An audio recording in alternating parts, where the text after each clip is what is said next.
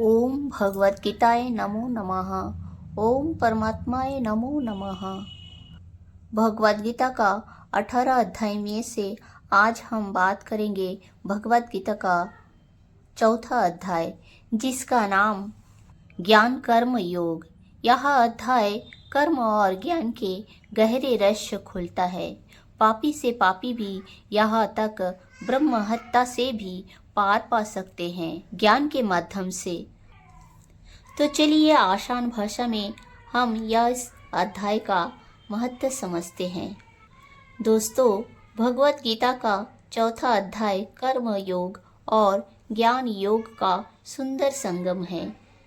तीसरा अध्याय में अर्जुन को भगवान श्री कृष्ण ने अनेक प्रकार से उपदेश दिए थे, फिर भी अर्जुन के मन से संशय दूर नहीं हुआ। तब भगवान श्री कृष्ण इस अध्याय में धीरे धीरे अपना स्वरूप प्रकट करना आरंभ किया और भगवान श्री कृष्ण ने अर्जुन को कहा, मैंने इस अमर योग विद्या का उपदेश विश्वान सूर्यदेव को दिया और विश्वान सूर्यदेव ने अपना पुत्र मनु को दिया। इसी तरह मनु ने अपना पुत्र इक्ष्वाकु को दिया था। परंपरा चलती रही, परंतु समय के साथ यह ज्ञान लुप्त हो गया। यह सुनकर अर्जुन आश्चर्यचकित हो गया था। तब अर्जुन ने प्रश्न किया, आपका जन्म तो अभी और विश्वान सूर्यदेव का जन्म तो बहुत पहले का है, इसलिए मैं इस बात को कैसे समझूं कि आपने कल्प के आदि में सूर्यदेव को यह योग कहा। तब भगवान श्री कृष्ण ने कहा, हे पार्थ, तुम्हारा और मेरा जन्म इससे पहले बहुत से हुआ, लेकिन तुम्हें ज्ञात नहीं, मुझे सब कुछ ज्ञात है। यहाँ पर भगवान श्री कृष्ण सुंदर श्लोक द्वारा समझाते हैं, यदा यदा हि धर्मस्य ग्लानि भवति भारत अभ्युत्थानं धर्मस्य तदात्मानं सृजाम्यहम्। अर्थात जब जब धर्म का नाश होता है या अधर्म बढ़ता है, तब तब मैं यह संसार को पुण्य आत्माओं की रक्षा के लिए, दुष्टों को दमन करने के लिए विभिन्न रूपों में प्रकट होता हूँ। हे पार्थ, मैं एक हूँ और अनेक भी हूँ। मेरा कोई जन्म या मृत्यु नहीं है, मैं शाश्वत हूँ। मैंने निष्काम कर्म का स्थापना करने के लिए वासुदेव के घर में जन्म लिया हूँ। मैंने अनेक कष्ट सहे हैं, हे अर्जुन, और इस युद्ध में आपका सारथी भी बना हूँ। मेरा इस रूप को जो जान लिया है वह मोक्ष प्राप्त करते हैं। मुझ में श्रद्धा रखो, और श्रद्धा के बिना मेरा कोई स्वरूप को समझ नहीं सकता। जो मुझ में श्रद्धा नहीं रखता वह ज्ञानी भी नहीं हो सकता। यहाँ पर भगवान श्री कृष्ण ज्ञान और कर्म का संबंध बता रहे हैं, कोई श्लोक सहित। अपि चेदसि पापेभ्यः सर्वेभ्यः पापकृत्तमहं सर्वे ज्ञानप्लवेनैव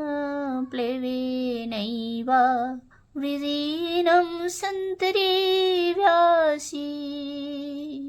अर्थात भले ही कोई व्यक्ति सभी पापियों में सबसे अधिक पाप क्यों न हो, वह भी ज्ञान के माध्यम से सभी पापों का पार पा सकते हैं।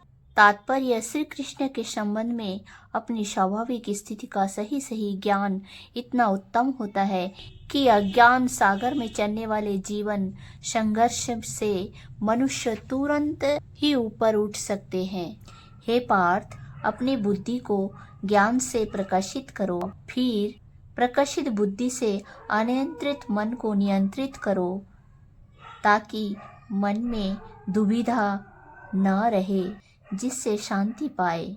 फिर और एक श्लोक द्वारा भगवान श्री कृष्ण समझाते हैं, यथेधसि समिद्धोऽग्नि भस्मस्यात् कृते यः अर्जुन ज्ञानाग्निः सर्वकर्माणि भस्मस्यात् कुरुते तथा। अर्थात जिस प्रकार प्रज्वलित अग्नि लकड़ी को जलाकर रख देती है, उसी प्रकार ज्ञान की अग्नि सभी कर्मों के बंधन को जलाकर रख देती है। तात्पर्य आत्मा तथा परमात्मा उनके संबंध की तुलना यहाँ अग्नि से की गई है। यह अग्नि न केवल समस्त पाप कर्मों के फलों को जला देती है, अपितु पुण्य कर्मों के फलों को भी भस्मसात करने वाली है। तात्पर्य भगवान श्री कृष्ण अर्जुन को समझाते हैं कि जिस तरह धधकती हुई आग लकड़ी के ढेर को राख में बदल देती है, उसी तरह ज्ञान की आग हमारे द्वारा किए गए सभी कर्मों को जला कर देती है।